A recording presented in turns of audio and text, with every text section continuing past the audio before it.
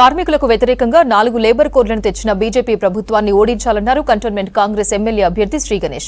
సికింద్రాబాద్ అంబేద్కర్ వ్యవసాయ market, Jubilee బస్టాండ్లో CPI ఆధ్వర్యంలో జరిగిన మేడే వేడుకల్లో ఆయన పాల్గొన్నారు.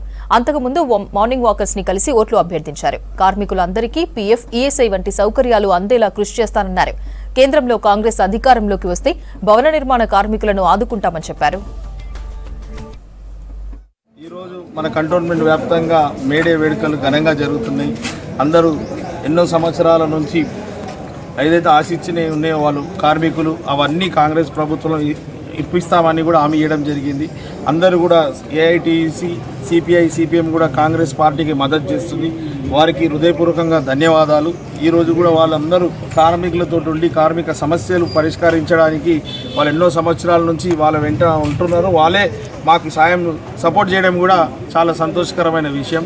ఈరోజు ఎక్కడ చూసినా కూడా మన కంటోన్మెంట్ వ్యాప్తంగా మహిళలు కావచ్చు, యువకులు కావచ్చు, పెద్దలు, కులలు, మతాలు అన్ని అతీతంగా అందరూ కాంగ్రెస్ పార్టీలో జాయిన్ అవుతున్నారు.